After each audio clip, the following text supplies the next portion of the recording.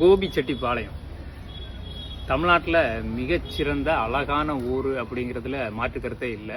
கோபி ஒரு ஊர் இல்லை, ஒரு உணர்வு. கோபிச்செட்டிப்பாளையம் தனி மாவட்டமாக மாறப்போதான். இது வெறும் நிர்வாக மாற்றமா இல்லை வெறும் உணர்வின் புதிய அத்தியாயமானு தெரியல.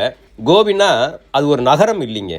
விடியற் காலையில் மண்ணின் வாசனையோட விழித்தெழும் விவசாயம், பச்சை வயல்வெளிகள், வாய்க்கால்களில் ஓடும் நீர்கள், அமைதியாக வாழும் மக்கள், இயற்கையோடு இணைந்த வாழ்க்கை, இதுதான் கோபி. கோபியை பலர் சின்ன கோடம்பாக்கம்னு அழைக்கிறாங்க. ஏன்னா இங்கே பல படங்களுடைய படப்பிடிப்பு நடந்திருக்கு. அதெல்லாம் நம்ம திரையிலையும் பார்த்துருக்குறோம். தமிழ் சினிமாவிற்கு பல திறமைகளை கொடுத்த ஊர் இது. திறமைகளின் பூமி, உழைப்பின் அடையாளம், பாசத்தின் முகவரி. கோபிச்செட்டிப்பாளையத்தை தனி மாவட்டமாக மாற்றுவது குறித்து பேச்சுவார்த்தைகள் நடைபெறுவதாக தகவல்கள் வெளியாகியுள்ளன. அப்படி நடந்தால் அரசு அலுவலகங்கள் அருகிலே இருக்கும். பொதுமக்கள் அதிகாரிகளை எளிதாக சந்திக்க முடியும். அரசு திட்டங்கள் விரைவாக செயல்படுத்தப்பட வாய்ப்பு இருக்குது. வளர்ச்சி திட்டங்கள் இன்னும் வேகமாக வரலாம். இதெல்லாம் நல்ல விஷயம்தான்.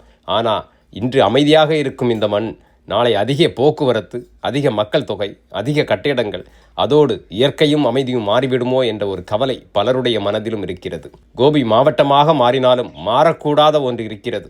அது இந்த மண்ணின் விவசாயம், இந்த ஊரின் இயற்கை, இந்த மக்களின் அன்பு, இந்த ஊரின் அடையாளம். ஏனென்றால் கோபி என்பது ஒரு ஊர் அல்ல, அது ஒரு உணர்வு. சூப்பர் பிளேஸுங்க. கோபி என்பது ஒரு ஊர் இல்லைங்க, அது ஒரு உணர்வு. ஈரோட்டின் ஒரு பகுதியாக இருக்கக்கூடிய இந்த கோபிச்செட்டிப்பாளையம் ஒரு தனி மாவட்டமாக வர வேண்டுமா வேண்டாமா? இதை பற்றி என்ன நினைக்கிறீங்க அப்படிங்கிறத கமெண்டில் சொல்லுங்கள் மக்களே.